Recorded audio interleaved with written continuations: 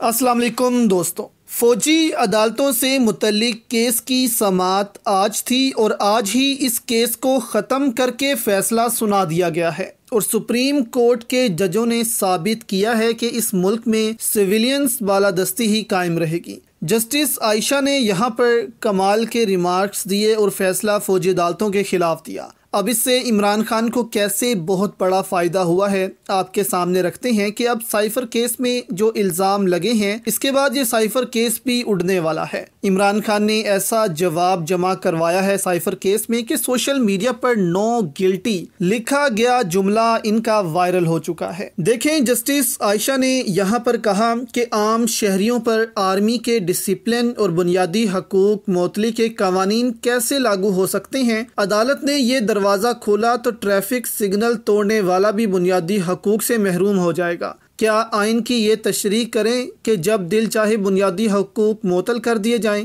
Justice عائشہ نے یہ remarks دیے۔ اب اس کے بعد اٹارنی جنرل کے دوستوں دلائل پورے ہوئے تو فیصلہ پھر فوجی عدالتوں کے خلاف عدالت نے سنا دیا۔ سپریم کورٹ نے فوجی عدالتوں میں سویلینس کے ٹرائل کے خلاف درخواستیں منظور کرتے ہوئے ملٹری کورٹس میں سویلین کا ٹرائل کالعدم قرار دیا ہے۔ فوجی عدالتوں میں سویلین کے ٹرائل کے خلاف کیس کی سماعت جسٹس اعجاز الحسن کی سربراہی میں جسٹس منیب اختر، جسٹس یحییٰ افریدی، جسٹس مظاہر نقوی اور جسٹس عائشہ ملک پر مشتمل 5 رکنی بینچ نے کیا۔ سویلین کا فوجی عدالتوں میں ٹرائل 5 رکنی بینچ نے متفقہ طور پر کالعدم قرار دیا ہے۔ تاہم آرمی ایکٹ کے سیکشن 2D1 کو آئین سے متصادم 4 ججز نے قرار دیا ہے، جبکہ ایک جج نے اس سے اختلاف کیا۔ عدالت نے قرار دیا ہے کہ اگر کسی شہری کا فوجی عدالت میں ٹرائل شروع ہو گیا ہے تو وہ بھی کالعدم قرار دیا جاتا ہے، یعنی کہ اگر کسی کو سزا بھی ہوئی ہے تو وہ بھی کالعدم قرار دی جاتی ہے کسی سویلین کو۔ 9 اور 10 مئی کے واقعات کی روشنی میں گرفتار 102 افراد جن کی فہرست عدالت میں پیش کی گئی تھی، سپریم کورٹ نے ان کا ٹرائل عام فوجداری عدالتوں میں چلانے کا حکم دیا ہے، یعنی کہ جو پاکستان میں قائم عدالتیں ہیں وہاں چلے گا۔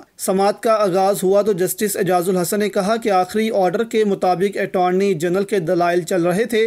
اٹارنی جنرل کے دلائل مکمل ہو جائیں پھر کیس چلانے کا طریقہ کار دیکھیں گے۔ جبکہ یہاں پر ججز نے پوچھا کہ 2015 میں جن کا ٹرائل ہوا تھا کیا وہ بھی سویلینس تھے یا کوئی اور، جس پر اٹارنی جنرل نے بتایا کہ 2015 میں جن کا ٹرائل ہوا تھا وہ دہشت گرد اور ان کے سہولت کار تھے اور دونوں کو سزائیں ہوئی تھیں۔ تو یہاں پر پھر ان سب کے دلائل سن کر ججز نے یہ فیصلہ کیا کہ فوجی عدالتوں کو کالعدم قرار دیا جاتا ہے، سویلینس کا یہ ٹرائل نہیں کر سکتے۔ اب اس میں سب سے زیادہ فائدہ عمران خان کو ہوا ہے، کیونکہ اس وقت پاکستانی عدالتیں ابھی تک عمران خان کو سزا نہیں سنا پا رہی، اور ویسے بھی سزا ہو بھی گئی تو اعلیٰ عدلیہ میں جا کر یہ ویسے ہی ختم ہو جائے گی۔ اس لیے یہاں پر کوشش کی جا رہی تھی کہ عمران خان کو فوجی عدالتوں کے تھرو ہی سزا دی جائے۔ کل وفاقی حکومت کا بھی بیان سامنے آیا تھا کہ فوجی عدالتوں نے سزاؤں کا عمل شروع کر دیا ہے، یعنی کہ ایسا لگا کہ سب کو پتا چل گیا تھا کہ سپریم کورٹ میں ان کو ٹرائل روکنے کا کہہ دیا جائے گا، اس لیے پہلے ہی پریشر بلڈ کرنے کی کوشش کی گئی، لیکن سپریم کورٹ نے پریشر میں آنے سے صاف انکار کیا۔ اب عمران خان کو دوستوں سائفر کیس کا صرف سامنا ہوگا جس میں بھی کچھ ہے ہی نہیں۔ اب عمران خان پر جو الزام لگائے گئے ہیں وہ سامنے آ گئے ہیں، وہ بھی آپ کو بتاتے ہیں کہ بنی گالہ میں کس خفیہ میٹنگ کا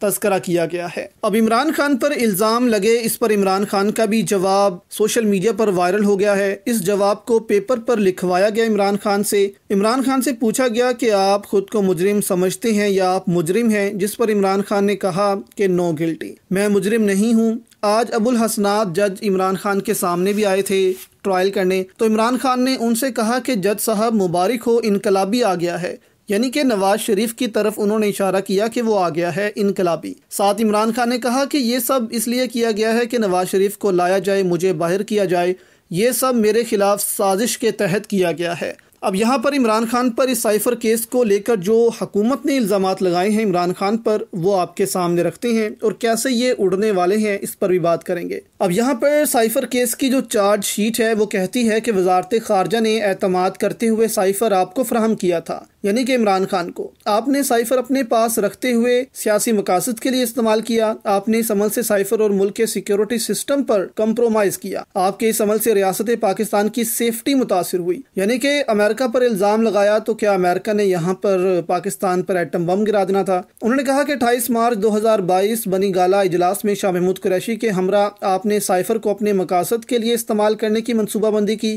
آپ نے بدنیتی کی بنیاد پر سائفر اپنے حق میں استعمال کرتے ہوئے قومی سلامتی کو خطرے میں ڈال دیا۔ چارج شیٹ میں یہ بھی کہا گیا ہے کہ وزارت خارجہ کی طرف سے سائفر کو بھیجا گیا، آپ نے پاس رکھا اور واپس نہیں بھیجا۔ غیر مجاز ہونے کے باوجود سائفر غیر قانونی طور پر آپ کے پاس رہا۔ اب اعتزاز احسن 100 دفعہ کہہ چکے ہیں کہ سائفر کا کیس عمران خان پر نہیں بلکہ قمر باجوہ پر بنتا ہے، کیونکہ باجوہ نے اس پر عمل کیا۔ آئین پاکستان صرف وزیر اعظم کو یہ اختیار دیتا ہے کہ وہ قوم کی مفادات کے تحت کسی بھی خفیہ راز کو قوم کے سامنے رکھ سکتا ہے، اس پر کوئی کیس نہیں بنایا جائے گا۔